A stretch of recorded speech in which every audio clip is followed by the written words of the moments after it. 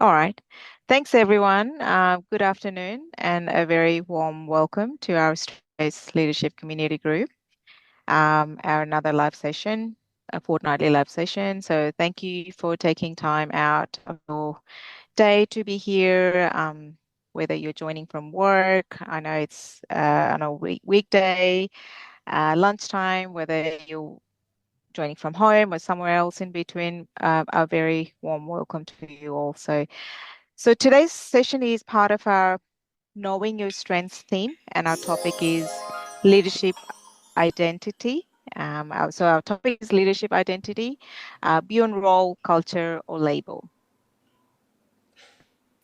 So before we begin, I would like to acknowledge the traditional custodians of the land on which we meet today and pay my respects to elders past, present, and emerging. So just a reminder, this space is not about performance or perfection. It's about reflection, honesty, and learning together. So I know we've done these sessions to those that are new, just a little bit about Strength-Based Leadership Community Group. We call it SBLC. So Strength-Based Leadership Community brings together leaders and change makers from different backgrounds and sectors. So it's built on a simple belief, which is what unites us is stronger than what divides us.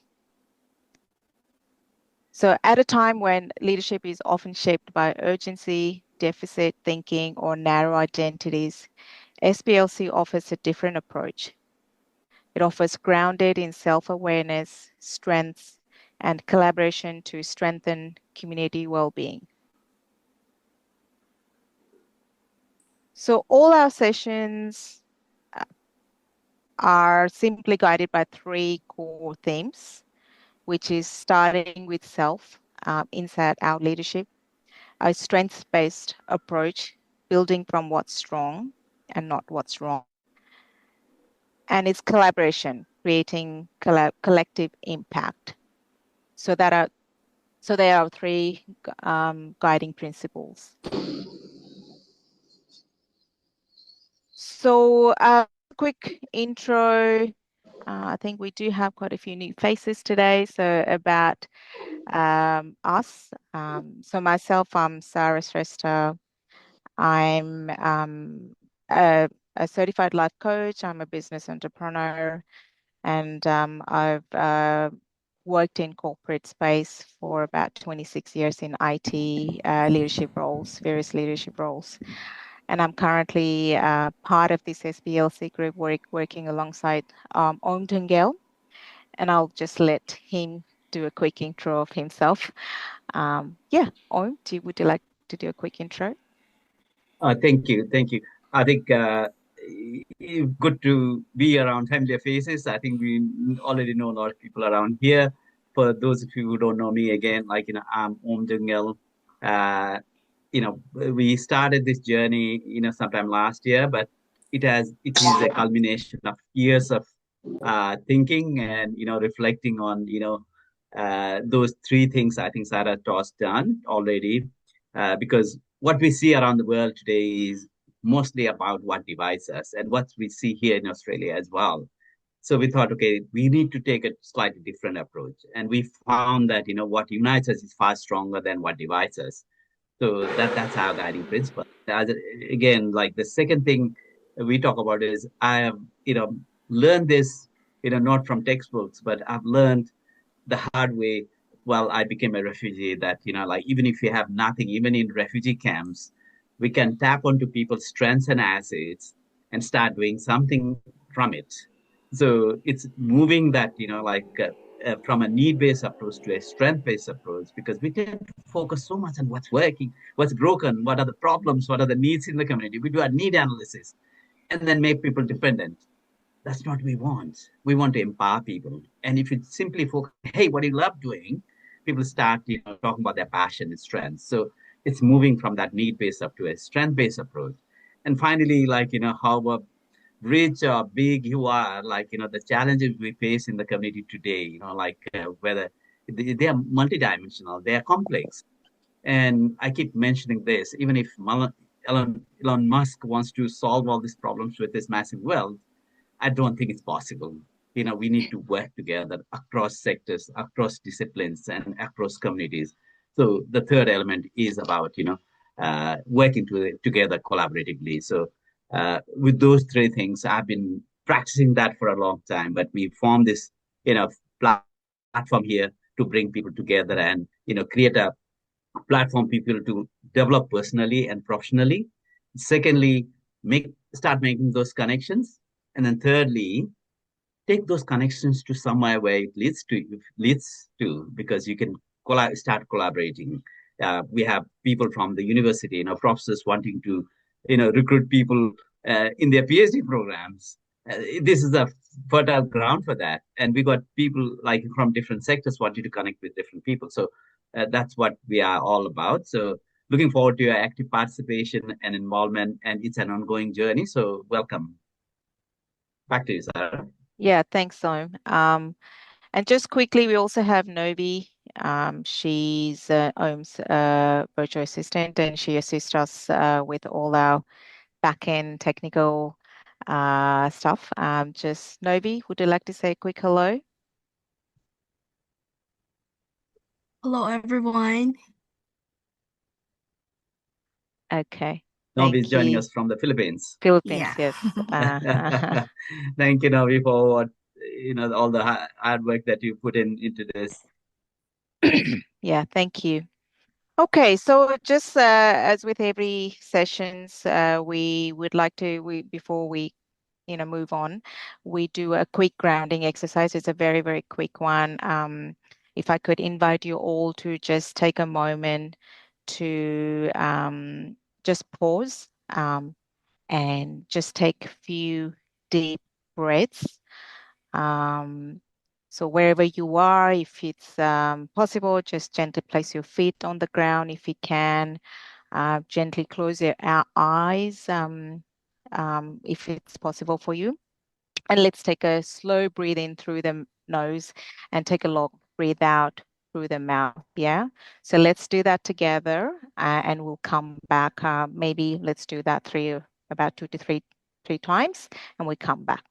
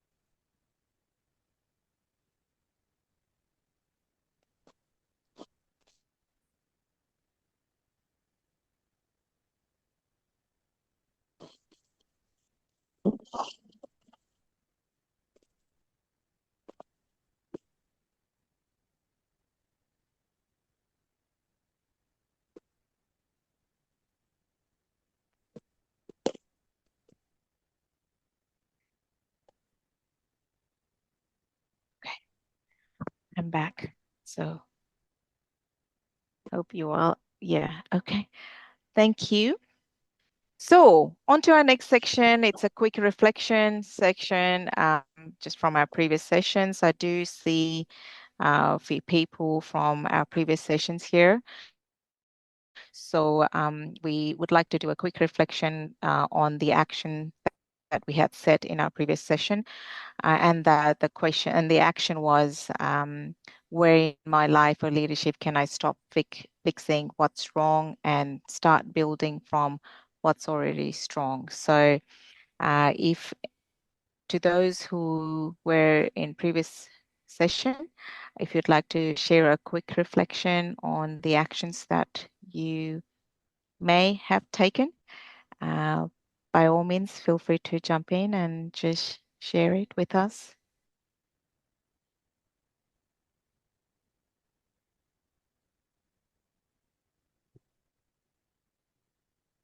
You may want to share that in You the may just chat as share in the well. I chat don't as have well. to. Yeah. Otherwise, it's all good.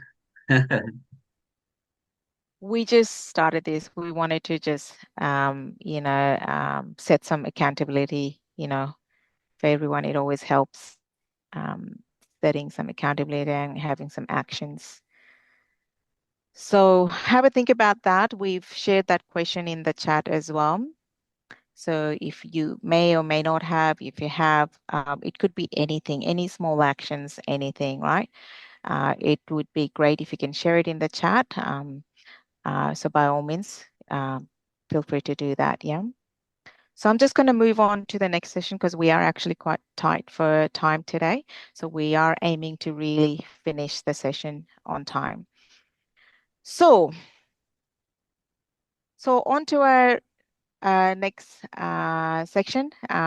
It's our guest interaction. So I'd like to uh, invite our guest for today's session. I'm really honored to introduce our guest today, Sally Sparks' cousin. So a quick intro about Sally. Sally Sparks' cousin is the founder of OmniSAM, a revolutionary all-in-one business tech platform helping coaches, consultants, and service-based businesses simplify their marketing, automate their follow-up, and scale with confidence. So known as a tech automation nerd with a love for sexy numbers, Sally blends strategy, systems, and heart-led leadership to help business owners turn chaos into clarity. She's passionate about empowering business owners, building sustainable customer journeys, and creating smart automations that save time while increasing revenue. Sally brings practical, no fluff insights with a fun, engaging energy that gets results. Sally, thank you for being here with us today. We're really grateful for your time and presence. Thank So you. welcome. Thank you for the invite. It's lovely to be here. Thanks, thanks, Sarah. Thanks, Novi. It's great to be in the room with all of these other leaders. It's great. Thank you. I can't stop adding this because I was just saying in the beginning, like, we invited Sally, as one of our, speakers to have this conversation. And we got a bonus today. We got a princess. So welcome, Princess Sally. I love that sound effect. Was that from you, Sally? Yeah. Oh, I love that. Oh my God. Gotta bring the fun. That's Gotta bring the fun. So you. So Thanks. thank you. Okay. Thanks for joining us. So I think with that, I'll pass it on to Om to start the conversation with our beautiful Sally. Okay. Am I So doing on the to you. conversation or you're doing the conversation? You're doing you start and I may add on. Yeah. Okay. All right. I'm happy Okay. to. I'll have the Okay. question. I'll kick Okay. off. Yeah, You I've don't got want to the start? question. Yeah. So, and Then, then yeah. we can Yeah. do that. No problem. Okay. So, all right. So thanks, Sally, yeah, for joining us again. Thanks again. So to begin, we'd love to invite you to share your own journey. For example, what experiences have most shaped you as a leader and how have they influenced how you build trust and connection over time? So my journey started as an entrepreneur way back when I was 8 years old, which we were talking about a little earlier on. I used to do local markets with my grandparents, and I would walk around and buy things from other people's tables and bring them back and mark the price at my grandparents' table, or I would even take things that I found and sell them on the school playground. So I've always been an entrepreneur. It wasn't until I was found network marketing, which was, I literally found it after some surgery. I was stuck in a hospital bed for like 3 months and found it there and became the #1 team builder in all of APAC from my bed with my tippy tap fingers. Wow, from the hospital bed. From the bed with my tippy tap fingers.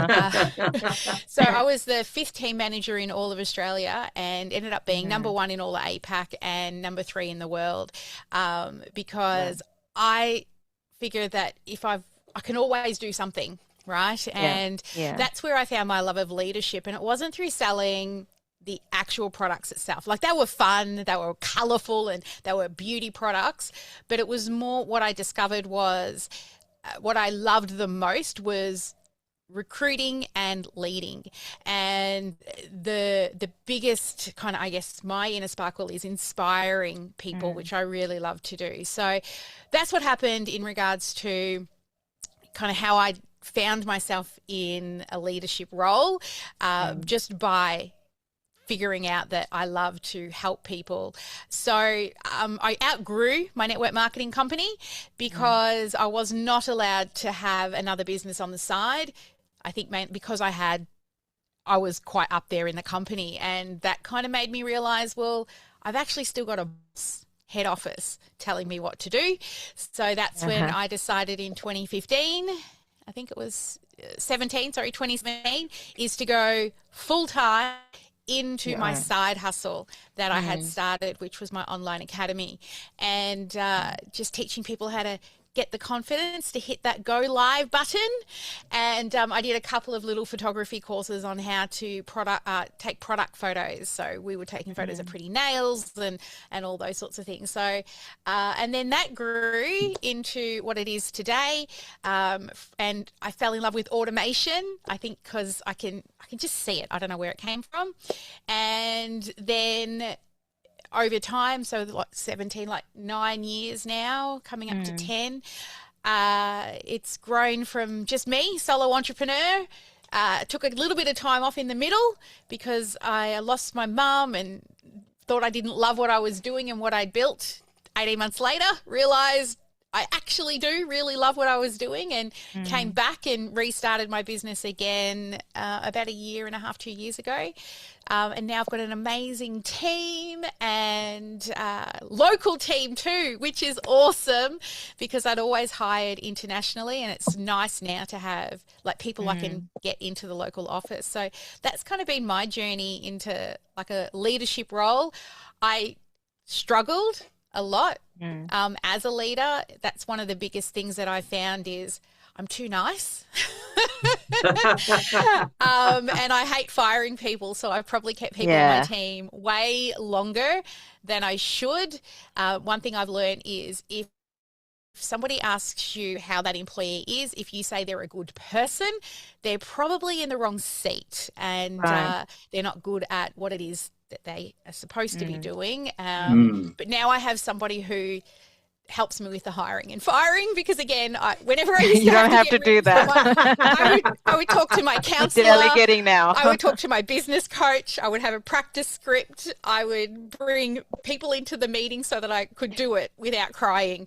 So that's, I guess, one of the hardest things about being a leader and running your own business is sometimes you've got to make hard decisions, even though you might really like and love someone, that they're not always a good fit for your business. Like, so that's kind of, I guess, been the hardest struggle for me as a leader, is kind of stepping into that role and doing the jobs that I don't like to do because it's better for the business in the long term. Yeah.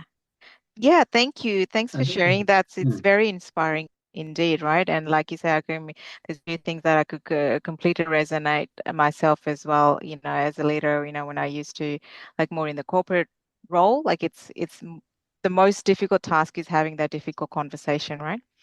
With the people. And I always, like, over the time, and I used to always feel awkward and hate it and all that. But over the time, I also learned to go, all right, it's actually not because you should not really hate it. It's more having the mutual conversation. So it's more about, yes, you may have to fire the person, but it's about, letting the person realize that it's just not the right fit for the business, not the right fit. It's not just one way, it's the other way as well, right? So yeah, I could just completely resonate. But yeah, thank you. It's very, very inspiring, like, how you started your journey so early on, like 8. Come on. 8 years old. I had no idea at the time what I was doing. I was just following my grandparents' guidance, right? Like, they would always buy things and mark it up in price and sell it. They even had a little nursery in our backyard that people could knock on the door and come and buy things. So I learned to propagate plants and all sorts of little things to, turn $1 into 2. You give me some ideas about the for a grandparent now. You're gonna start. Sounds like Om's gonna get his Yeah, granddaughter. my nan taught Start me how to selling like stuff. knit like covers for the wooden coat hangers so that you wouldn't get, Oh, okay. you know. So I did Yeah. those little Okay. doilies I would make with the wool in the little you know, you pull it through the bottom. Yeah. Planted at the Okay. top. All sorts of silly things like that. I was always doing something, even when I was, you know, a new mum, and I was still doing things on the computer. Like I ended up with the second largest eBay online store selling chocolate molds, because one day I sold a chocolate mold for like $25, and I was like, whoa, I only spent $1 and I made 25. And so the next thing I know, I've got a whole garage full of chocolate molds. I don't even really eat chocolate because but then I realized that most chocolate molds I spend $1 and I make $2, and I spend half the day packaging and posting things. So I had to sell a lot of chocolate molds to make any money. But, you know, I kind of got, oh, okay, I can spend $1, make 25, but it wasn't. This woman it was one for a wedding. It was a love heart with a wedding. Like looking back in hindsight, that's why, because brides will pay crazy money for silly things. But that's how I grew to the second largest chocolate mold supplier. And then I ended up selling all of my chocolate molds to the largest chocolate mold supplier on eBay just to get them out, because I got sick of mailing. And this is why in my business, I send people presents and gifts, but I'm hopeless at sending mail. And I just hire somebody to come in and package up my mail now. Right. You can do that now. Okay. Yeah. So, should I continue, Om, or you got Yeah, I to can jump in, and, you know, because Sally talks about, you know, relationship a lot in our conversations. I've heard that.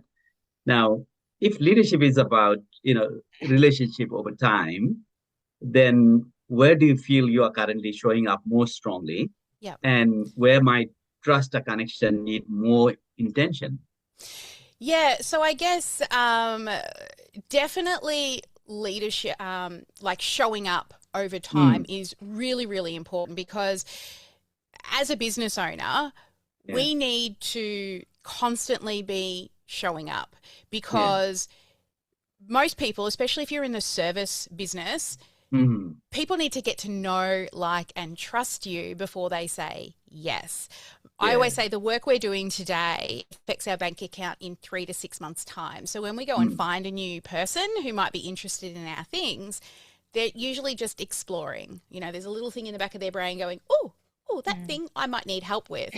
So intentionally, what I do is we work on this. It's called a customer's life cycle. So there are 7 stages that a customer goes through. So stage 1 is when you get them in as a new lead. Stage 2 is where you are getting them to learn who you are. We call this induction, right, or orientation. Stage 3 is where we nurture people before they're ready to buy. Stage 4 is then the sales process. Stage 5 is onboarding and fulfillment. 6 is then upselling. And then 7 is reviews and referrals, which kick them all the way back to stage 1, where those reviews and referrals are coming in. So we want to build those relationships, especially those people that are closest to the yes. We want to be showing up more of that human to human connection part. But all of these new leads that are coming in, and like we just ran an event and we had 480 people register. I can't physically phone every single one of those people to welcome them. So we have automation taking care of that for us, right? Sending a voice drop saying, hey, I saw you registered for the event. It's so lovely to have you join. We're going to have so much fun together. And then they get the reminders. And then at the end of the event, then they go into our nurture. So we're sending regular emails every week, and we're putting out blog posts every week. So we're also showing up on social media. So a lot of this in the first early stages is a lot of automation. And that's not because we want to automate because we don't care about people, but what it does is it helps to free up time to spend time with those people who need us the most. So those closer to the yes, those that are going through the sale, those that are being onboarded and fulfillment, right? So we automate not because we don't care, we automate so that it allows us to free up for more of that human-to-human connection. But also, we have to keep showing up, because if we don't, people will forget us. So if we showed up today and then we didn't show up for 4 months' time, people would forget us. And then, I mean, if marketing was dead, Coca-Cola and Nike would have quit years ago, right? You've got to stay front of mind, tip of tongue. And we can do that authentically by just giving a value. We don't have to say, buy my stuff, buy my stuff, buy my stuff. We show up, we give value, we keep educating and entertaining. I would say educate and entertain.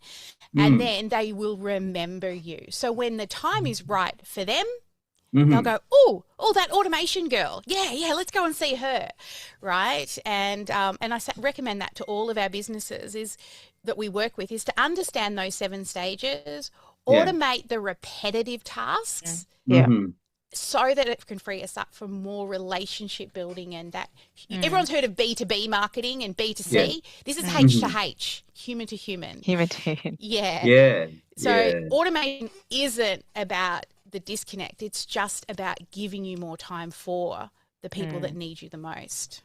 Okay. And I had a quick question thinking there, like, with automation and would people be, bored with, the same email coming through again and again, a kind of thing. But you want to qualify that by saying that it's educate and what is the other one? Educate and entertain. Entertain. So okay. And it's not the same emails. It is. So when people come and they purchase our software, we give them this whole business in a box. So we are fulfilling different ones of those 7 stages. And the one that we build out, a big one for the nurture stage, is our long-term email nurture. So we give you all the prompts to write 96 emails. And those 96 emails are education only, value-driven only. They have nothing to do with selling, but they're also evergreen, which means if I sent that email today or I sent it in 2 years' time, it would still be relevant. So we don't put prices in there or like I wouldn't put anything about Facebook ads in there because it changes too quickly.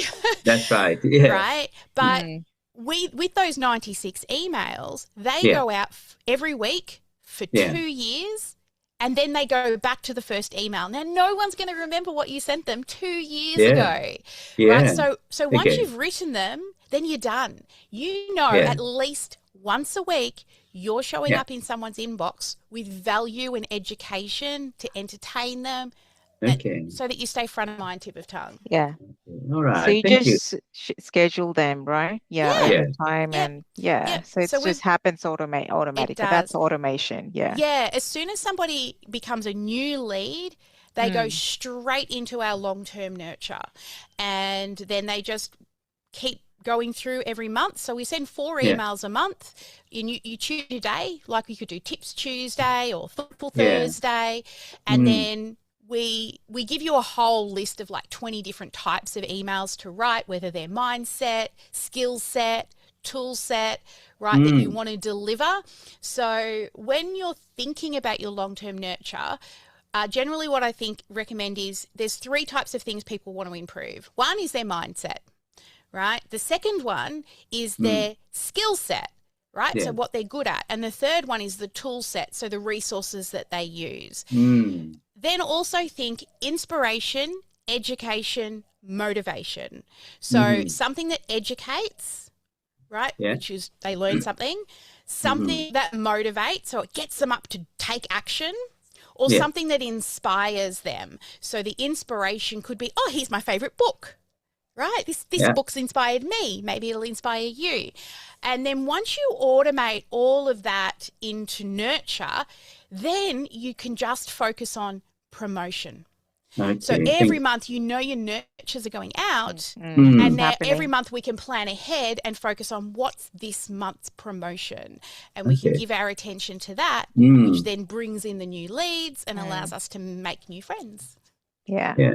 that's amazing. That's really interesting, and I'm keen to take this a little further. Yeah, Like, for sure. at what point in a relationship we think leadership matters most? First Mm. contact, building trust, or sustaining long-term belonging, and Yeah, why? so I think that leadership shows up most in the later part of that journey, because they're still getting to know, like, and trust you in those earlier stages, right? So they're going to come in and they don't know you at all. So we're just leading with content, education, right? And it's over time that they get to see your social proof. They get to see how you're showing up, right? Like, we do a weekly live every Tuesday. You do it every second Tuesday. I do it every Tuesday. And people know that I'm going to be there as the human, presenting some type of topic. And then that kind of moves you into that leadership area, because when they first come in, they're just downloading a PDF or going and watching a video, and they don't yet know you. So it's more about that education side. Then the later part, you need to show your, I call it your inner sparkle, right? Your zone of genius, others people call it, right? And then that puts you at that kind of leadership area there. So yeah, for me, but that's where the automation comes in, right? To free me up so I can spend time with those people. Thank you. Sarah, did you have any Yeah. closing question for Sally? Yeah, so I do. So that was, I was just mesmerized. I was like, oh wow, All the that all sparkles, makes baby. sense. That all makes sense.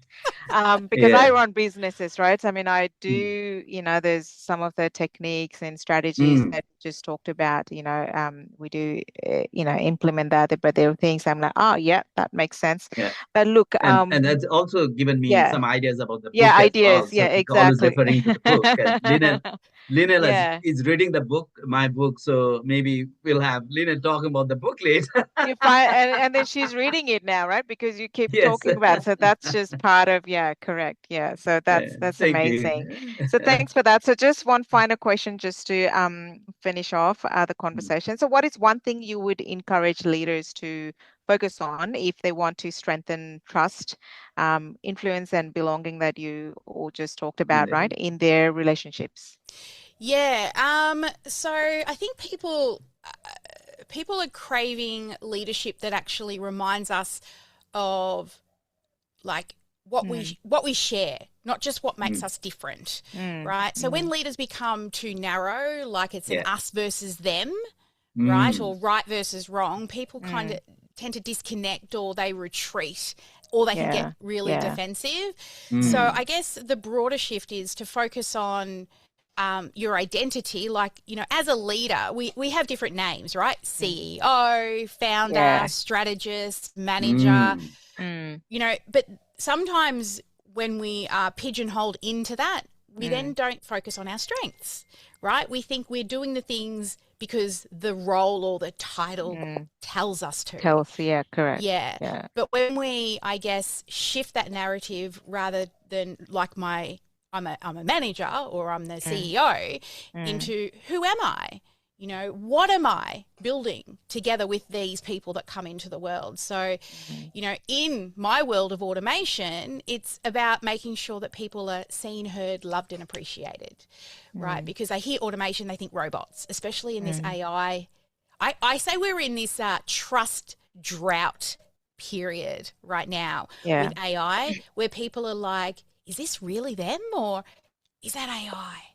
And I think this trust doubt that's growing at the moment with this AI, it's hard to trust what you see. Is that a Mm. real human that's actually in the Yeah, video? exactly. Yeah. I personally, Yeah. I tell everybody, you will never see this as an AI. If you do, it'll be a cartoon character or something fun, right? You can still have, superhero. yeah. But my face, I will never pretend to be an AI unless I told you I was an AI. Yeah. And you're seeing larger people like that have maybe taken a step back from live streaming and putting their face out there.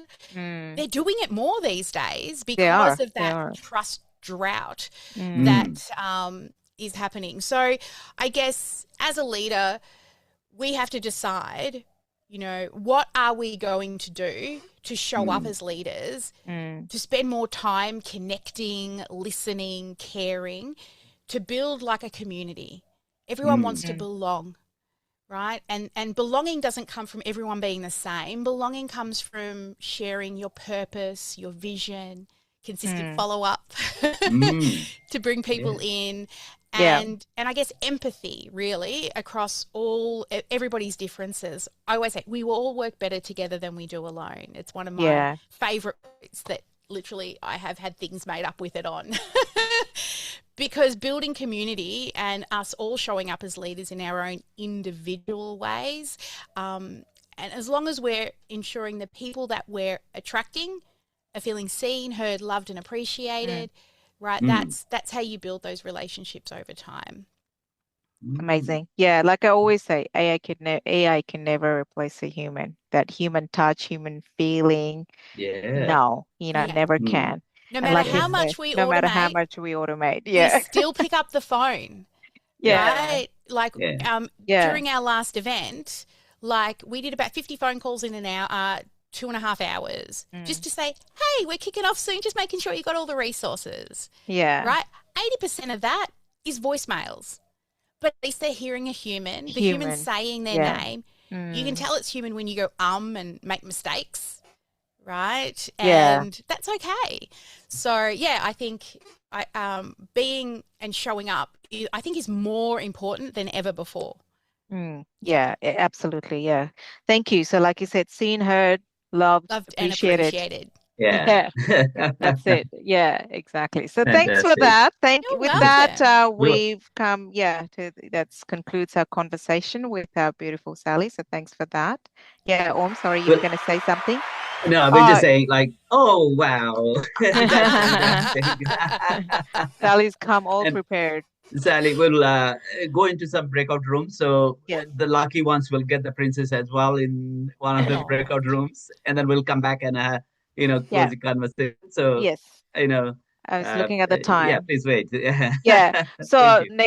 it's a And breakout I room think you session. led this conversation. Like I put something in the chat. I'm putting something in the chat for conversation because you talked about that narrow identity and broadening. Starting with what's common. I think that's Mm, where one of our mm, key focus area is, and I think that's something we can have a conversation about. So yeah, as you take over, Sarah, I'll put something that's in the fine. chat, the question on the chat, Okay, go for it. and Yeah, so yeah, that's if you good. can. And then I'll kick off the breakout room. So I think to those who are new, so we're just going to move into, we got about four, or I think we probably just need three, Great. fine, Yeah. breakout rooms. And then we're just going to have about 3 to 4 people in each groups. And I think has shared already, right, Yes. the topic or the question for Yeah, what discussion. happens when we lead only from a one identity, and what changes when we start with shared aspirations? So, Yeah, it's just an interactive conversation. Just do yeah, that, and we'll come back and we'll welcome anyone who would want to reflect on what was yeah. discussed. And just a good way to Yeah. start this, like if you are a CEO, if you come home and act like a CEO, you know what happens with your partner, you know what happens with your kids. So, like, having one identity and you go around with that identity, like life could be miserable. So, Yeah. Okay. So we'll just yeah, do that. We'll give it about, I know I'm just trying to be mindful of time, let's just give it about 8 minutes. That should be enough. yeah. You'll get a 1 minute like notification before we close the room anyway. So we'll just do that. I'll just open it up and enjoy your The conversation. pushed into a room. Yep. Mm. Welcome back, everyone. Hi. Hi. Okay. Thank Anybody would you. like to share any insights, reflections? Floor is yours.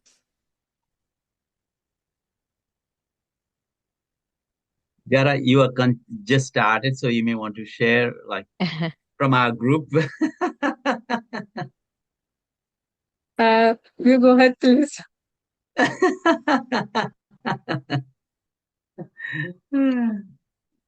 All good. Anybody I think else?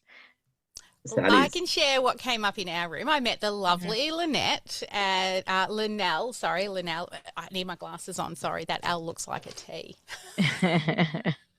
I'm blind. I'm blind. There we go. That looks better. And she works in 4 places. She's got four workplaces that she works in. I'm like, my God, this woman is busy. And we talked about your question, and Lynette said, you know, when we're working in that one space, it can make it quite narrow. And also, I guess, because she jumps from business to business, if she showed up in those businesses as different roles and people, she'd forget where she's at. But she's a finance lady, so she loves all the sexy numbers like me, but different sexy numbers. I don't do the tax side and that. Like, I like the numbers that show me the gaps for data-driven decisions, but we both had a love of numbers because, well, they can't really yell back at you. And so, yeah, it was lovely chatting with Lynette, and learned how she lives around Sydney, and yeah, it was good. She moved down to where she is in 1978. Only reason I remember is because that's the year I was born. As a young one, all by herself, moving down to find work in Sydney, so that's courageous. So yeah, it was really lovely getting to know Linnell. Linnell, gotta get it right, Sally. Alex, I see there. I see Alex joined us somewhere. You're on mute. Did you want to share anything? You haven't spoken, Alex. You're on mute, but maybe Alison, if you Alex, want, is that, yeah.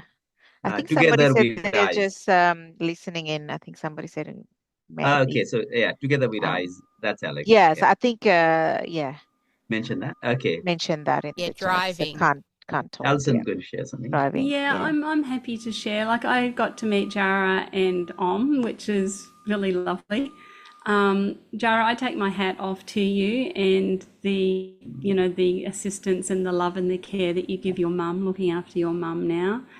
And yeah, so, and just the softness and the gentleness of the energy that you bring is so beautiful. And I'm sure your mum really appreciates what you do. Blessings to you, sweetheart. And I honestly can't even begin to imagine your background, being a refugee. I'm a 10-pound pom from England back in 1969, and that was hard enough. And being brought up in that way into Western Australia, I honestly can't imagine what it was like. And your tenacity and your foresight and motivation to do what you've done is amazing. So we Thank you. talked. That's It's very kind I've of you. just been an honour to meet you.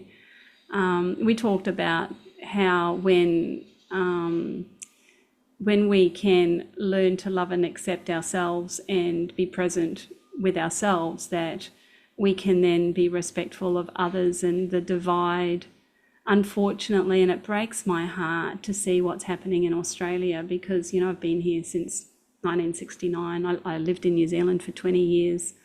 I've just come back to Australia in 2018, and I've lived in a few countries around the world. I've been very lucky to do a lot of travel, and the divide that is happening at the moment is heartbreaking. It really is. And you see it on social media, just in people answering, like commenting on posts. It's just so sad.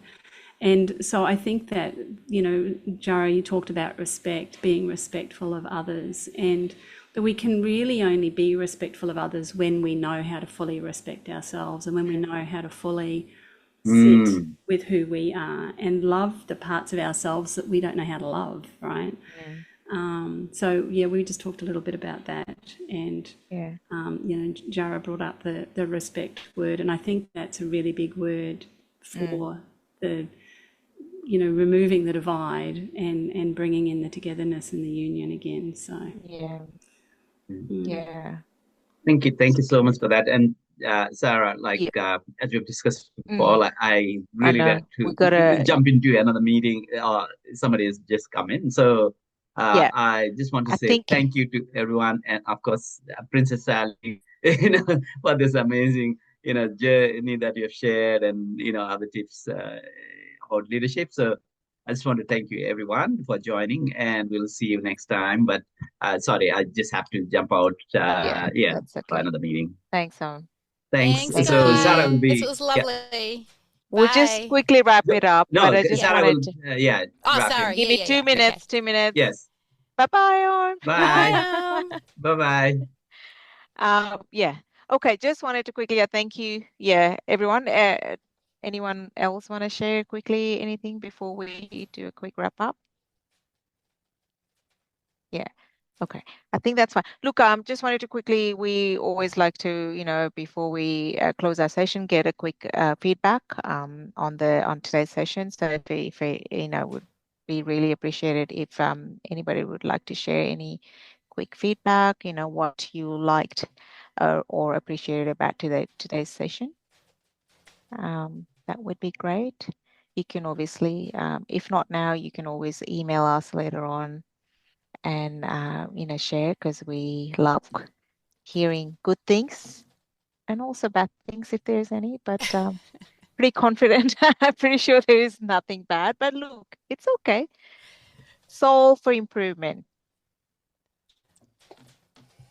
I think it's really great what you guys are doing and bringing people together, and just the types of conversations that you're having, I think is really great to allow people to just reflect, I guess, on themselves and also the communities that they're building. So, yeah, it's really, I've enjoyed time here today. Normally I Yeah. don't get a chance to make it because I'm running my own session this time, but I've got my team looking after things while I'm here today. But I love seeing what you're doing with your community, and bringing people together to have these kind of open lines of conversation around our strengths. I think is really important, because a lot of people tend to get so busy in the things that they forget to reflect on their own personal stories and bringing that to the table. So thank you for Thank you. inviting me. Yeah, appreciate it. Yeah, likewise, Sally. So you bring so much energy, and thank you for sharing your stories. And I'm sure everyone here in the session really enjoyed that, appreciated that. So thank you for what you're doing and what you do as well in terms of, helping businesses, helping people, and inspiring people. So really thank you for that. Thanks for sharing your feedback. Okay, with that, I'm just mindful of time, but like I said, there's always an opportunity. There's, by all means, drop us an email. We do also have a Facebook page group. If you haven't joined already, please welcome to join our Facebook group. We'll share the link as well. There will be a follow-up email, I believe, and we'll share all the details over there. If you are not able to get those details from our chat, we'll do that as well. So thanks again. So we'll do, like I said, every fortnight we do these live sessions. So there's going to be another one in a couple of weeks' time. So thanks again, everyone, for your presence today, and hope you enjoy the rest of your day. Yeah, that's it.